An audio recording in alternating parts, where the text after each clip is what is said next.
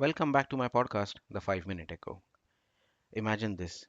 You spent the past 3 weeks making sure your child's food has no maida, no added sugar, no artificial color. You've even argued with a pediatrician on Instagram on the same.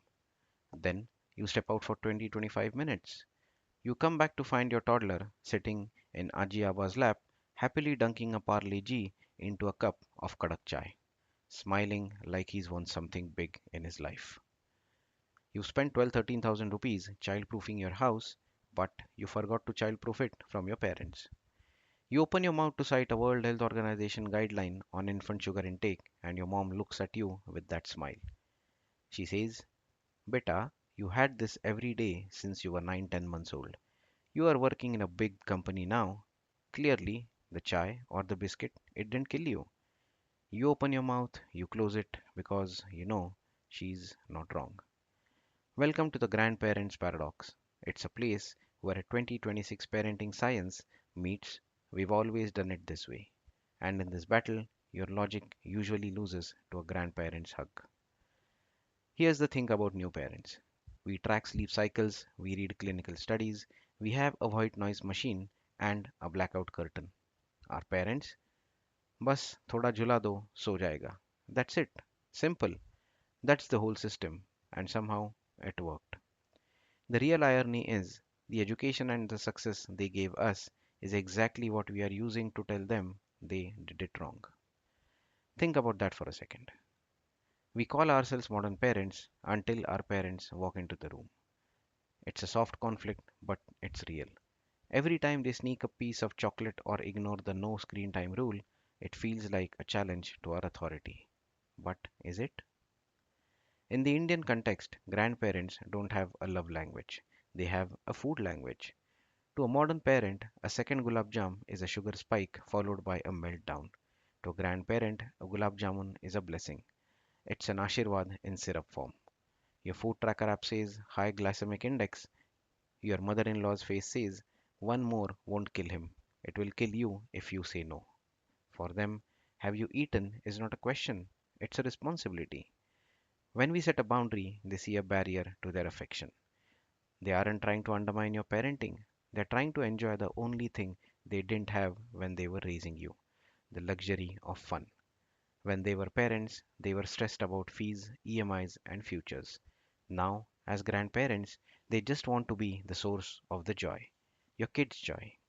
They want to be the yes in a world where you have to be the no. Then comes the ultimate rebuttal. You turned out fine. It is the hardest argument to win because, well, it's true. You're successful, you're healthy, and you're a good person. But here is the echo for us. We aren't trying to raise fine kids, we are trying to raise better kids. We want them to be more emotionally aware, more resilient, and more balanced than we were. Because correcting them doesn't feel like parenting, it feels like auditing your own childhood. But saying that out loud feels like a betrayal. It feels like telling the people who sacrificed their entire youth for us that their methods were outdated. So we stay silent. We let the Mari biscuit slide and we stress eat the leftover gulab jamun in the kitchen while our toddler watches Coco Melon on Grandpa's phone at full volume, obviously without any headphones. So, how do we navigate this then? Simple. You stop trying to win every argument and start picking your battles. Some things are non negotiable. Car seats, vaccinations, anything where someone could actually get hurt. Hold that line, no guilt. Everything else, just breathe, let go. Extra 10 minutes of cartoons, it's fine. Paratha with too much white butter, it's fine. A pocket full of melody toffees from Azoba, it's fine. Because, let's be honest, a retired grandfather wakes up at 5 a.m., has had 2 cups of chai before even you've opened your eyes, and has absolutely nowhere to go. He's lived his life. He's spent all his life for you. He's worked extremely hard. You have to have a stand up call in 8 minutes. He wins. And honestly, maybe that's okay. If it's safety, be firm. If it's preference, be flexible. If it's love, don't interfere. Just let it happen. The modern Indian home isn't a laboratory, it's an ecosystem. When we push too hard for the perfect parenting, we risk breathing the very support system that allows us to have careers and lives in the first place. Sometimes being a new Indian dad means being a diplomat first and a parent second. Because here's the truth your research papers won't tell you.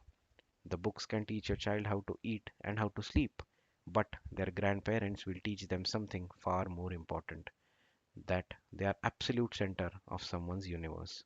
That unconditional, rule breaking, messy love is the greatest safety net a child can ever have.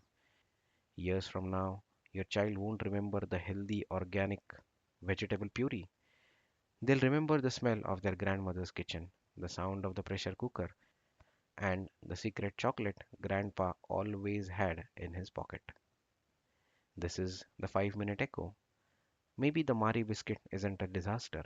Maybe it's just a memory in the making. If this episode felt a little too real, that's because it probably is. Share it with someone who'll say, this is maybe what I was thinking too. Subscribe to my podcast, The 5 Minute Echo, on your favorite podcast streaming platforms. I release new episodes every Friday, 6 p.m. Thank you for listening. I'll see you in the next one.